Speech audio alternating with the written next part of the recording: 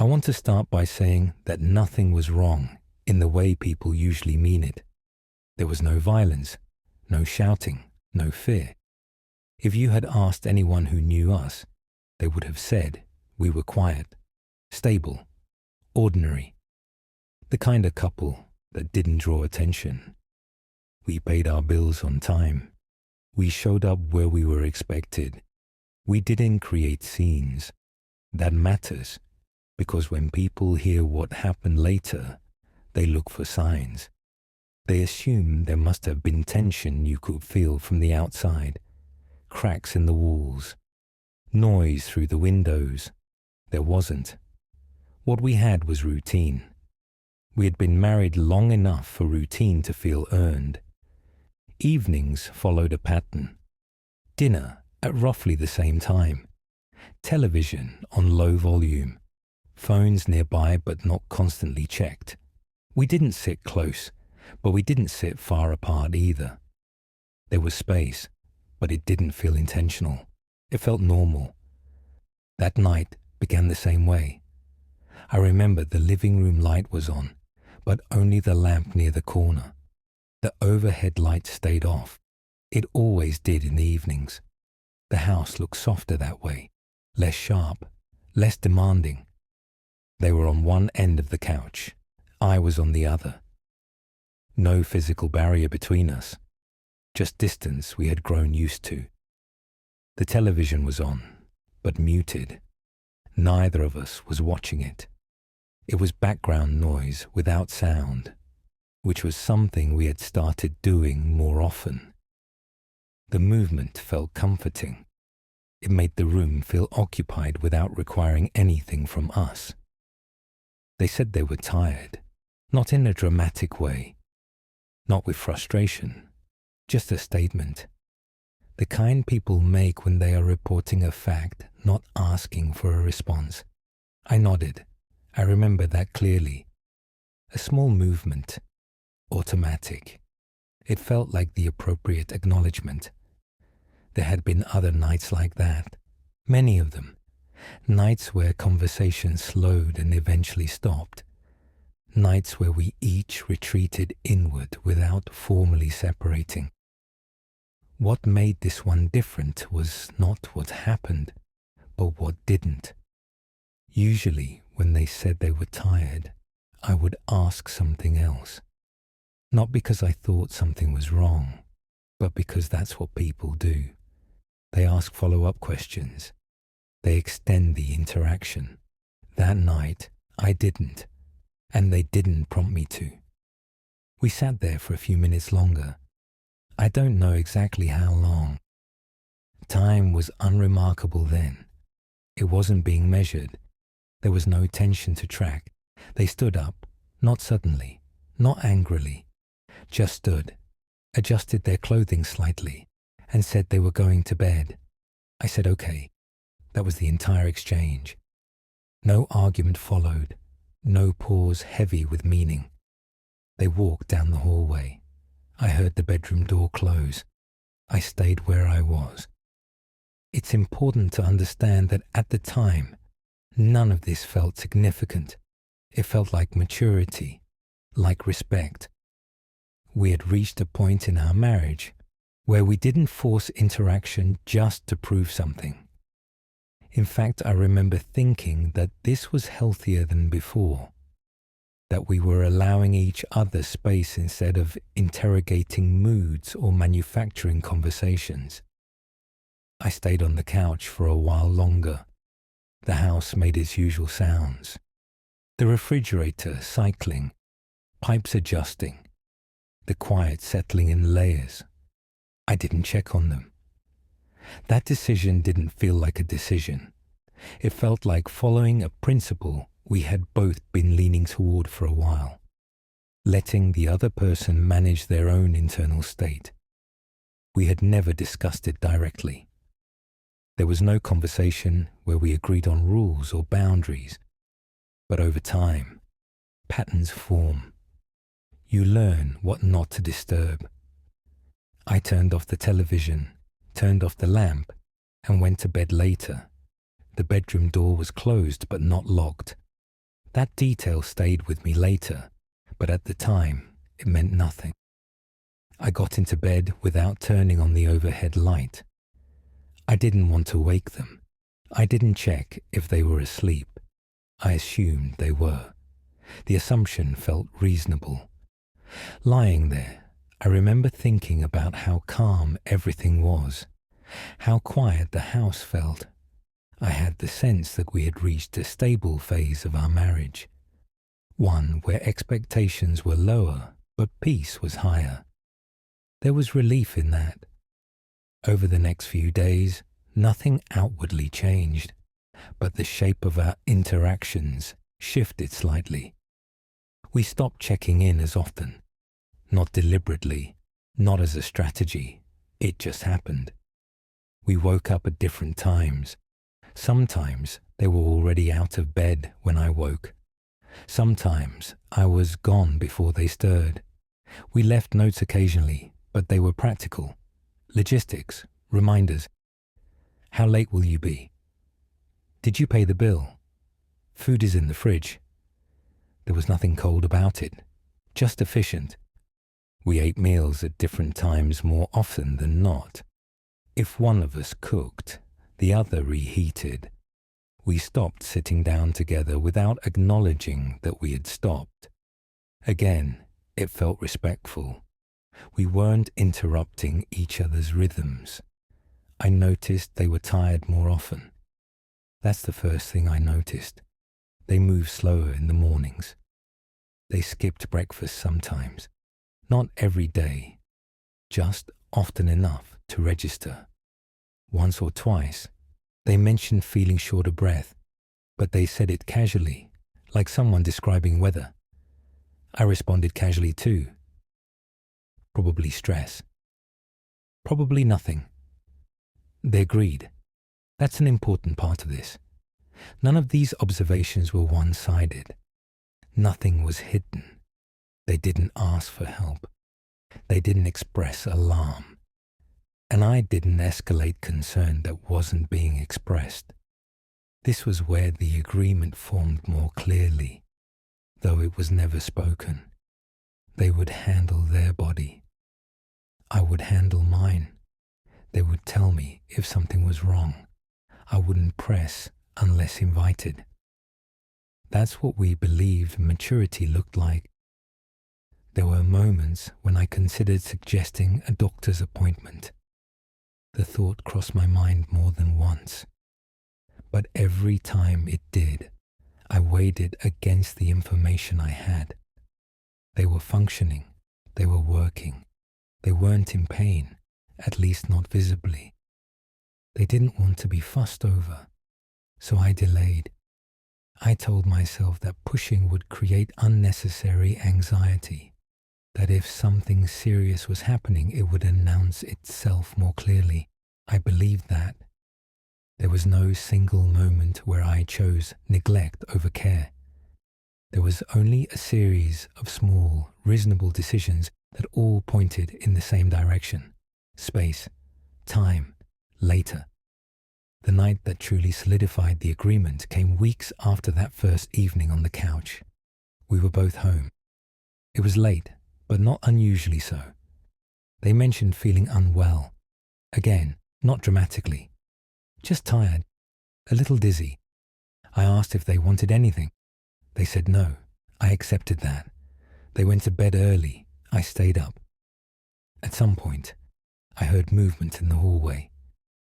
The bathroom door opened, then closed. I noticed. I registered it. I didn't get up. This is the part people struggle with. They want a reason that sounds darker than it was. They want to believe I ignored something obvious. But what I ignored was a pattern we had already accepted. I assumed it would pass. I assumed they would call out if they needed me. I assumed silence meant preference. That assumption was the agreement. When everything is over, people ask whether I regret not breaking it. The truth is, at the time, breaking it felt intrusive. Intervening felt like mistrust. I fell asleep believing everything was under control. Looking back now, I can see that the agreement wasn't something we made in a single moment. It formed gradually, reinforced by comfort and routine and the absence of conflict. We agreed it was better this way because it felt easier, because it kept the house quiet, because it allowed us to coexist without confronting things we didn't know how to fix, and because nothing bad had happened yet. That's how it always begins.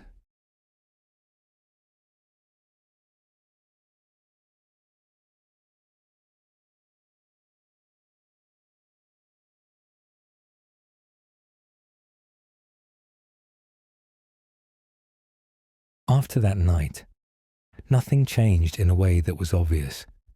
That's the part that matters. There was no discussion about space, no agreement about schedules, no announcement that things would be different. Life simply adjusted itself.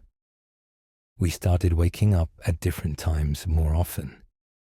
Not because we planned it, but because there was no reason to align anymore. If they were already up, I didn't rush. If I was awake first, I didn't wait. Mornings became quiet by default. Sometimes I would hear them moving in another room. Sometimes I wouldn't. Either way, I didn't check. The absence of interaction didn't register as avoidance. It felt efficient. Each of us had our own pace, and neither of us disrupted it. We stopped eating together without ever deciding to stop. If I made food, it went into the fridge. If they cooked, the same thing happened. Plates were cleaned, counters were wiped. The kitchen stayed orderly. That order was reassuring. It suggested that things were being handled. When we did speak, it was functional. Short exchanges, questions that had answers. Will you be late? Did you see the mail? Something needs fixing in the bathroom. There was no tension in these conversations. No edge. They didn't trail off. They ended where they were supposed to. I didn't feel ignored. I didn't feel shut out. I felt accommodated. We still shared the same house. We passed each other in hallways. We occupied the same rooms at different times. Nothing was hostile. Nothing was withheld. If anything, things felt smoother. There was no pressure to fill silence. No expectation to explain moods. No need to account for internal states that were difficult to describe anyway. In the evenings, we sometimes sat in the same room without speaking. The television would be on, volume low or muted. Light stayed dim.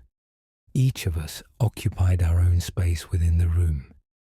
We didn't look at each other much during those times, not intentionally. It just wasn't necessary.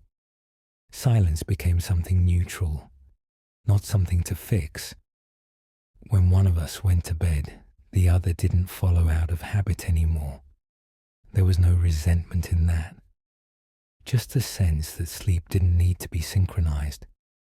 We trusted each other to manage our own needs. That trust is important to understand because it's easy to confuse distance with neglect when looking back. At the time, it didn't feel like neglect. It felt like autonomy. We weren't monitoring each other. That felt respectful. I noticed that they seemed tired more often, but I didn't connect it to anything specific. People get tired. Work does that. Life does that. They didn't complain. If anything, they were quieter. But quiet had already become normal. I told myself that this was what long marriages looked like when they matured. Less performance, less checking in, more coexistence. There was comfort in that thought. We had passed the phase where everything needed to be discussed. We were efficient now, stable. The house reflected that stability. Nothing was out of place. Bills were paid. chores were done. The environment stayed consistent. Consistency is convincing. It tells you that nothing urgent is happening. When they skipped meals occasionally, I noticed, but I didn't comment. I assumed they'd eat later. I assumed they weren't hungry. When they went to bed earlier than usual, I didn't follow to ask why. I assumed they needed rest. None of these assumptions felt dangerous on their own. They stacked. But at the time, they stacked quietly. We didn't argue. We didn't withdraw affection because affection hadn't been part of our daily rhythm for a while. What we had was cooperation. I thought cooperation was enough. Sometimes, when we crossed paths during the day, I would ask how they were feeling, not in depth, just enough to acknowledge presence. They would answer briefly. Tired. Fine. Just busy. Those answers didn't raise alarms. They matched the tone of everything else. I accepted them. Acceptance felt like the right response.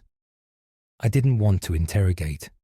I didn't want to turn ordinary discomfort into a problem that required escalation. If they needed help, I believed they would say so. That belief was foundational. It meant I didn't have to guess. The house itself felt calm during that period. There were no late-night noises, no disruptions. Lights went on and off at predictable times. Doors opened and closed quietly. It was easy to believe we were doing well. Looking back, I can see that we were living alongside each other instead of with each other. But at the time, that distinction didn't feel meaningful. We were still married, still sharing space, still managing a life. There was no crisis forcing us to evaluate anything.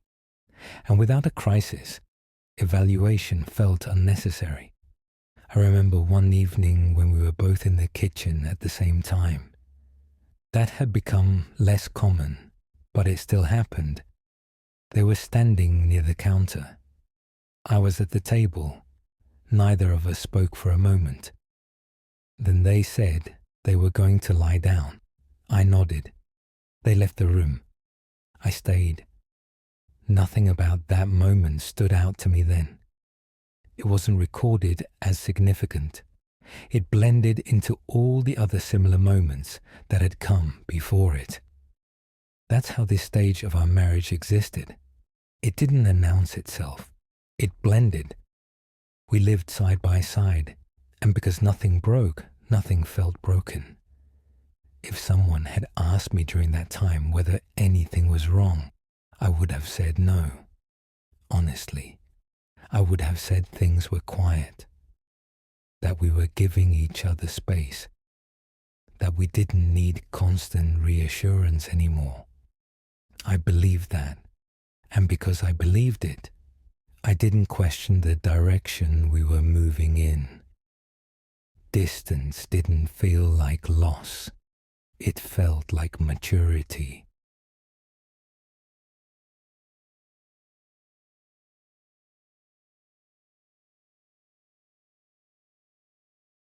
It wasn't sudden. That's another detail people misunderstand. Nothing appeared all at once. There was no single symptom that demanded immediate attention. What happened instead was a gradual accumulation of small things, each one easy to explain on its own. I noticed they were tired more often, not exhausted, not collapsing, just tired in a way that lingered. They would sit down sooner than usual. They moved more slowly in the mornings. They took longer to get ready. I registered it, but I didn't question it. People get tired. That explanation covered a lot. They skipped meals occasionally. At first, it was breakfast, then sometimes lunch. Dinner was still regular enough that it didn't feel like a pattern. When I noticed food left untouched, I assumed they weren't hungry. I assumed they would eat later. I assumed it balanced out. Those assumptions felt reasonable. They mentioned feeling short of breath once while standing in the kitchen. It was said casually, almost as an aside. They leaned on the counter briefly, then continued what they were doing. I looked up. I asked if they were okay. They said yes. They said it passed quickly. I accepted that. There was no urgency in their voice, no fear, and I didn't want to introduce fear where none existed.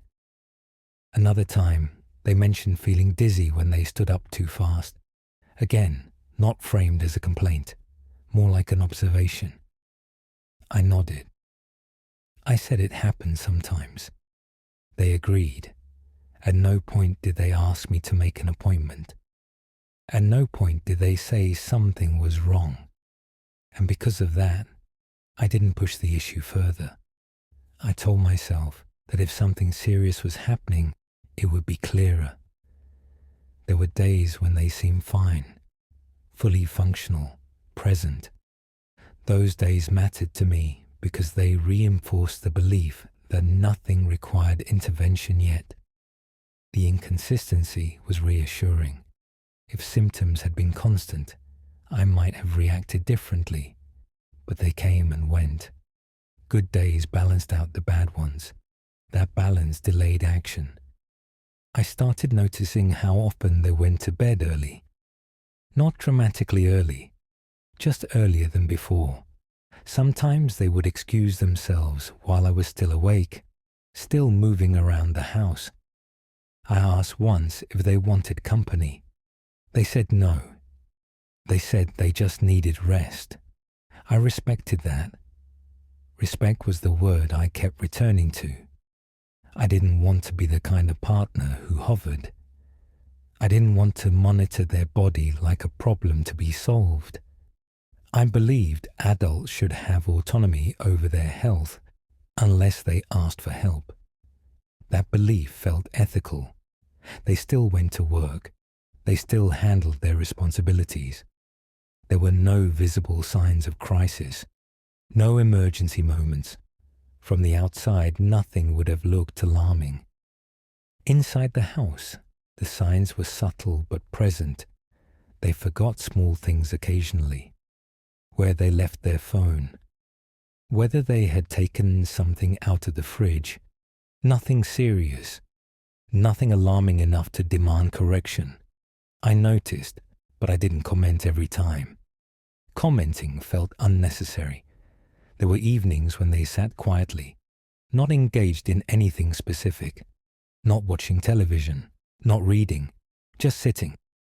I asked once what they were thinking about. They said nothing in particular. I accepted that. Looking back, I can see that the pattern was forming. Fatigue, shortness of breath, dizziness, forgetfulness. At the time, I didn't assemble those details into a diagnosis. I didn't think in medical terms. I thought in terms of stress, workload, routine. Those explanations felt sufficient. There was one moment when I considered suggesting a doctor more seriously. They had mentioned feeling unwell earlier in the day, and it didn't fully pass by evening. I asked if they wanted to get checked. They said not yet. They said it wasn't that bad. I dropped it. Dropping it felt appropriate. I didn't want to argue over something that wasn't being presented as urgent. I didn't want to turn discomfort into conflict. Conflict felt worse than delay. The house stayed calm during this period. There were no late-night emergencies, no frantic movements, no raised voices. That calm worked against us. Calm makes you believe you have time. I started to think in terms of observation rather than action. I watched. I noticed. I waited for clarity. I believed clarity would arrive if it was needed. They never collapsed in front of me. They never asked for help explicitly. And I didn't frame my concern strongly enough to override that. I told myself that pushing could make things worse, that it could create anxiety, that it could make them feel controlled. Those thoughts felt compassionate. I didn't see myself as avoiding responsibility. I saw myself as respecting boundaries. Boundaries had become important to us. I remember one evening when they stood up too quickly and had to sit back down. It lasted only a few seconds. I asked if they were okay. They said yes. They said it happens sometimes. I didn't follow up. Moments like that ended without conclusion. They faded back into routine. And because they ended cleanly, they didn't demand memory. That's how the signs existed, briefly, quietly. Then gone. I believed that if something truly serious was happening, it would interrupt our lives more forcefully. I believed that. What I didn't account for was how easily small warnings can coexist with normalcy. How symptoms can live inside routine without disturbing it. By the end of that period, I was aware that something wasn't entirely right. I knew that. I won't say otherwise. But awareness alone didn't feel like enough reason to act. I thought I had time. I thought waiting was neutral. I didn't understand yet that waiting was a decision.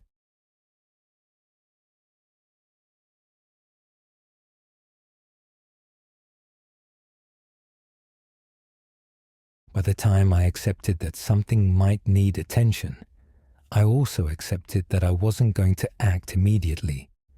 That distinction matters. I had already noticed enough to justify concern. The signs were no longer isolated. They repeated themselves. Fatigue returned. Breathlessness appeared more than once. Rest no longer resolved everything. This was no longer just observation. It was evaluation. I began thinking in terms of options, doctors, appointments, tests. Those ideas entered my mind clearly, not vaguely. I didn't dismiss them. I considered them. And then I postponed them.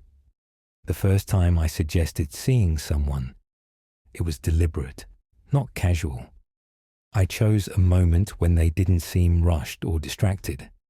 I brought it up plainly, not urgently, not forcefully.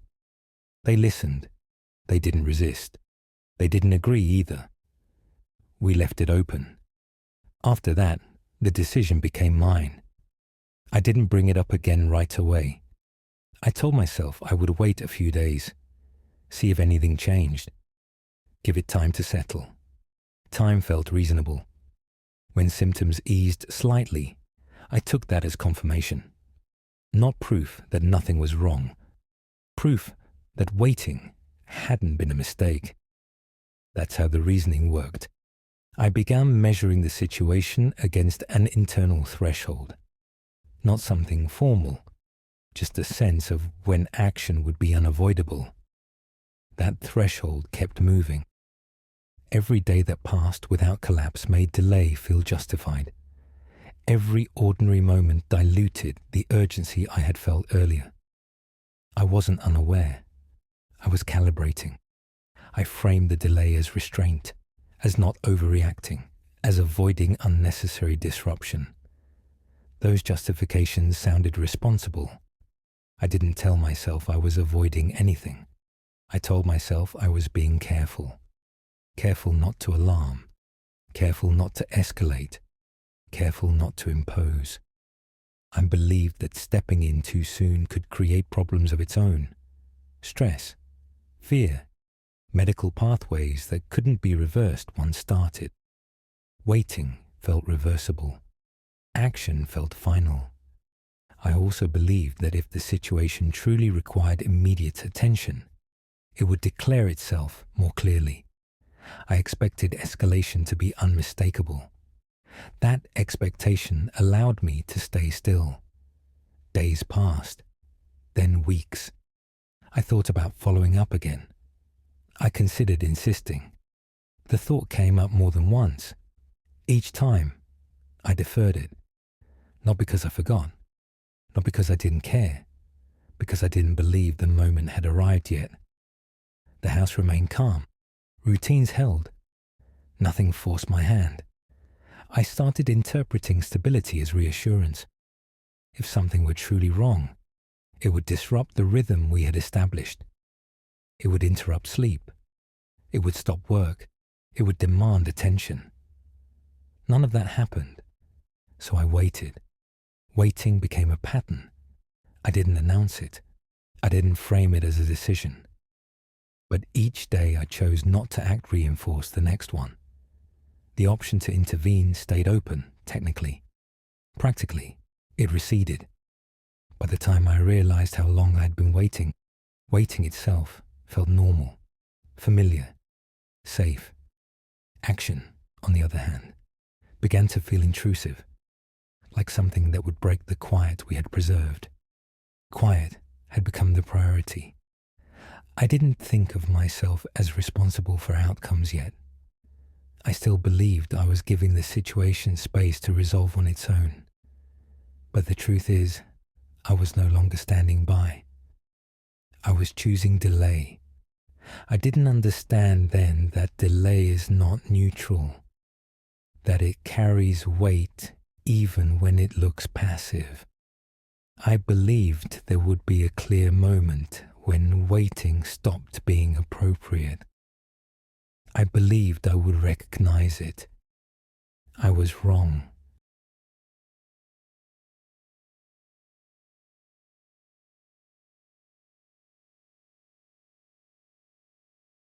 That night didn't announce itself.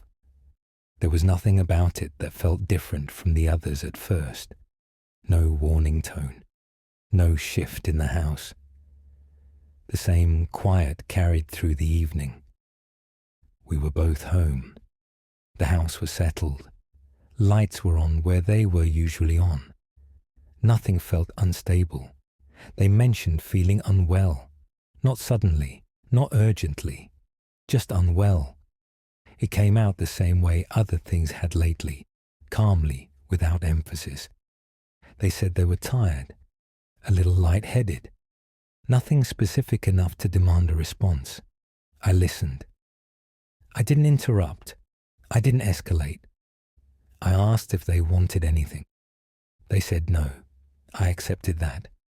They said they were going to lie down earlier than usual. Not dramatically early, just earlier. It didn't feel alarming. It fit the pattern that had already formed. They walked down the hallway and closed the bedroom door. I stayed where I was.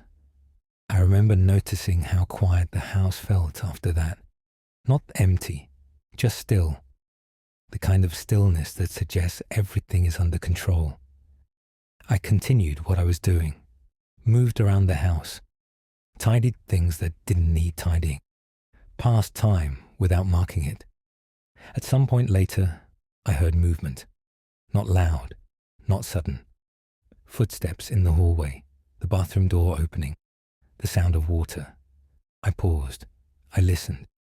Everything sounded normal, routine, nothing breaking, nothing falling. I didn't get up. I told myself that if they needed help, they would call out. That if something were wrong, it would be obvious. That belief had been reinforced too many times to question now. I waited. The bathroom door closed again. The light stayed on. I noticed that. I registered it. I didn't move. I remember considering whether to check. The thought crossed my mind clearly enough to be named. I could have stood up. I could have walked down the hallway. I could have knocked. The option was there. I didn't take it. I told myself it would be intrusive, that it would break the quiet unnecessarily, that they were resting, and rest was what they needed. I told myself that if something escalated, it would escalate loudly, that emergencies announced themselves. Nothing announced itself. The house remained calm. I sat there longer than usual, aware of the time passing without counting it. Eventually, I went to bed. The bathroom light was still on. I noticed that too. I didn't turn it off. I didn't knock. I didn't say anything. I lay in bed listening to the house. The same background sounds as always.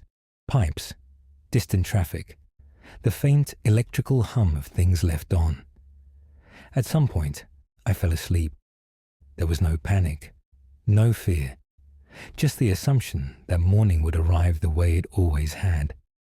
When I woke up, the house felt different immediately.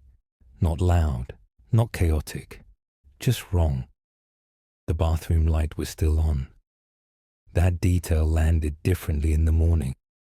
I got out of bed and walked down the hallway. I remember moving slowly, not because I was afraid, but because I still didn't expect what I was about to find. I knocked once. There was no answer. I opened the door. That was the moment everything stopped moving forward. They were there, on the floor, unresponsive. The position didn't look dramatic. It looked ordinary, as if something had simply interrupted them mid-movement. I stood there longer than I should have. I said their name. I touched their shoulder. Nothing changed. Only then did urgency arrive. It arrived all at once, late and unhelpful. I called for help. I followed instructions. I did everything I was supposed to do at that point. But the night had already ended. The part that mattered was already over.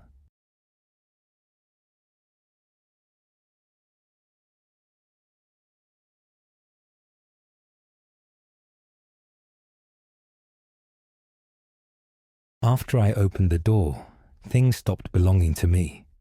That was the first change. Up until that point, everything had been contained inside the house, inside my awareness, inside decisions I either made or didn't make. Once I called for help, the language changed. I explained what I saw. I answered questions. I followed instructions. I spoke clearly, calmly. My voice didn't shake. I remember noticing that. They arrived quickly, the house filled with movement, but not chaos. Doors opened and closed. Footsteps moved with purpose. Voices stayed measured. No one raised their voice. They asked questions in a specific order. When did I last see them responsive? Had they complained of pain? Had anything seemed out of the ordinary? I answered honestly. I didn't exaggerate. I didn't minimize. I described the fatigue, the dizziness, the fact that they had gone to bed early, the fact that they had been unwell. No one reacted strongly to that information. That mattered. Their expression stayed neutral, professional, as if nothing I said contradicted what they already expected. They worked efficiently, calmly, quietly. I stood where I was told to stand. I stayed out of the way. I watched without intervening. At some point, one of them looked at me and said there was nothing obvious they could do. They said it gently. They said these things happen. They said it looked sudden. That language landed immediately. Sudden meant unavoidable. Unavoidable meant not preventable. I absorbed that without resistance. They continued what they needed to do. Paperwork, calls, quiet coordination. Everything moved forward without urgency, but without pause. The house felt smaller then. Not crowded. Just no longer private. I noticed how easily the narrative formed. A medical event. No signs of struggle. No indication of delay. No one questioned why I hadn't checked sooner. No one asked what I had been thinking during the night. Those questions never came. What came instead were assurances. They told me there was nothing I could have done. They said that even if I had noticed earlier, the outcome might not have changed. They said that sometimes the body fails without warning. That sentence mattered. Without warning, it folded the previous weeks into irrelevance. It made everything that came before feel disconnected from what happened. The past was no longer part of the equation. They asked if I needed anything. if there was someone they should call, if I felt steady enough to sit down. Their concern was procedural, but it still felt like care. I nodded. I answered. I complied. At no point did anyone suggest negligence. At no point did anyone imply responsibility. The house was declared safe. There was nothing to investigate. They left the way they arrived, quietly. After that, the house returned to stillness.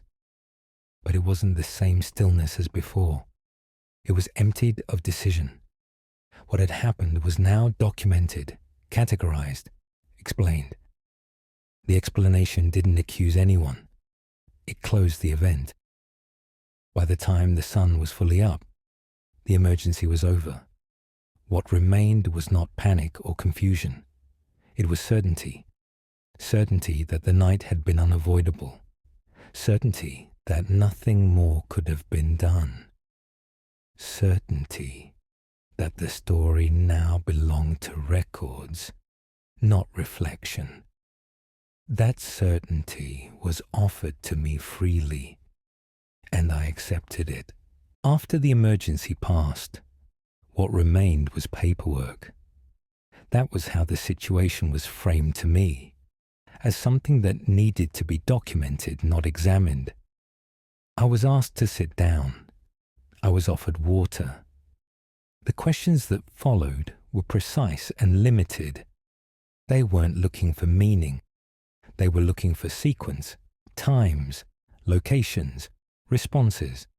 I answered them without hesitation. By then, the events already felt distant, as if they had happened in another version of the house. The language they used was careful, neutral, designed to settle things rather than open them. They explained what they believed had happened. A medical event. Sudden, severe, not uncommon. They used the word natural. That word did a lot of work. Natural suggested inevitability. It implied that nothing in the environment, or in the hours leading up to the event, required further attention. I listened. I didn't interrupt. I didn't add detail. There was no space for interpretation in the explanation they gave me. It was structured, complete, closed. They told me there were no signs that suggested otherwise. No reason to believe intervention would have changed the outcome. That sentence was repeated more than once. It sounded reassuring each time. They spoke about timelines in general terms, about how quickly these things can progress, about how people often don't realize what's happening until it's too late. Too late was framed as unavoidable, not delayed. No one asked why the bathroom light had been on all night. No one asked when I last checked on them. No one asked what I had been thinking. Those questions weren't relevant to the explanation. The explanation didn't require them. I was told of what would happen next, what documents would be issued, who would contact me, what steps I needed to take. Everything was orderly. There was no suggestion of review, no follow-up beyond procedure. I remember signing something without reading it closely, not because I didn't care, but because there was nothing in it that challenged what I had already been told. The explanation was already complete. They told me I could go back into the house, that everything was settled. Settled was the word they used. Once they left, the house felt different again. Not quiet in the way it had been before, but quiet in a final way. Nothing was unresolved anymore. The explanation had done its job. It had removed uncertainty. It had removed responsibility. It had replaced questions with conclusions. I stood in the hallway for a while after they were gone. The house was clean, undisturbed, the same as it had been the day before. There was nothing in it that suggested a failure. That mattered. Because when something looks unchanged, it's easy to believe it was unavoidable. By the end of that day, the event had a name, a cause, a category. And once something is categorized, it stops being personal. It becomes a record. That record didn't include hesitation. It didn't include delay. It didn't include the quiet moments where something could have been interrupted. It didn't need to. The explanation was enough, and because it was enough for everyone else, it became enough for me.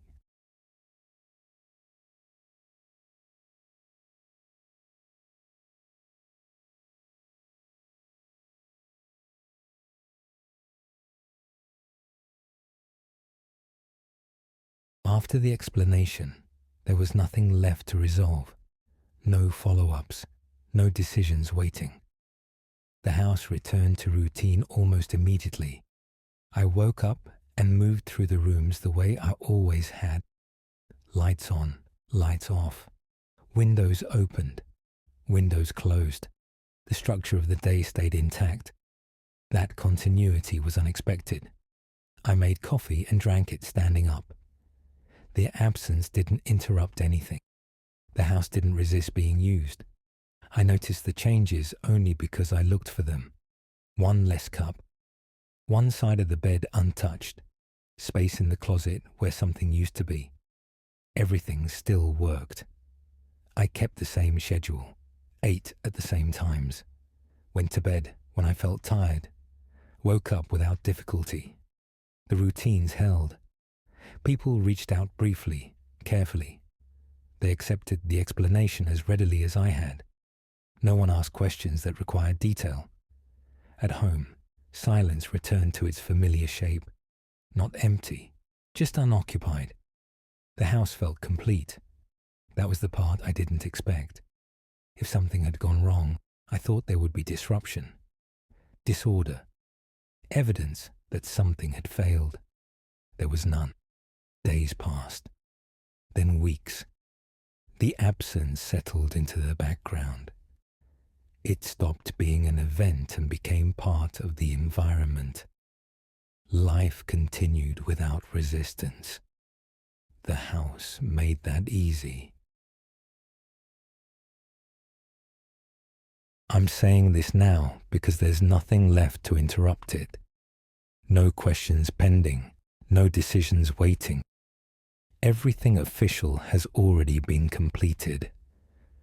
What remains isn't part of the record. It's mine. I've replayed the sequence enough times to know how these stories are usually told. People look for a single mistake, a moment where everything went wrong. That isn't what happened. There was no single failure. There were pauses, reasonable ones. I noticed things. I considered them. I chose not to act right away. Each time, the choice made sense. Waiting felt careful, not careless. Nothing I did felt wrong at the time. There was no alarm in the house, no urgency in their voice, no moment that clearly demanded intervention. Just routine, familiarity. The quiet understanding we had lived with for a long time. We had agreed, without ever saying it, not to interfere unless it was necessary. I kept that agreement. When the signs appeared, I didn't ignore them. I accounted for them. I placed them within everything else that still seemed normal. When the option to act became clear, I delayed it. Not because I didn't care, but because I believed waiting was the responsible choice. When the night came, I noticed what was happening. I heard the movement. I saw the light. I understood that checking was an option. I chose not to. That choice didn't feel dramatic. It didn't feel final. It felt consistent with everything that had come before it. I believed there would be another moment, a clearer one. There wasn't. Afterward, when the house filled with other voices, the language changed. Responsibility shifted away from me. What happened was explained in terms that removed intention and replaced it with inevitability. I accepted that easily. It matched the way I had already been thinking. I was told there was nothing I could have done. That even acting sooner might not have changed the outcome. That may be true, but it isn't the whole truth. The whole truth is simpler. I had time, I had awareness, and I chose delay. Not once, repeatedly. I didn't cause what happened. I also didn't prevent it. Both of those things can exist at the same time. I'm not saying this to assign blame. The records are closed. Nothing will change because of this. I'm saying it because silence already completed the process once. I won't let it do that again. We talk often about harm, about what people do. We talk less about the damage caused by what people decide not to do, especially when those decisions seem reasonable. Nothing about our life suggested urgency. That's why the outcome arrived quietly. If I had acted earlier, maybe nothing would have changed. If I had acted earlier, maybe everything would have. I'll never know. What I do know is this. I didn't miss the moment. I waited for it to become undeniable. It never did. By the time it was, there was no one left to ask. That's the truth I live with now. Not guilt, not innocence. Just certainty about the sequence of choices that led here. We agreed it was better this way, and I kept that agreement.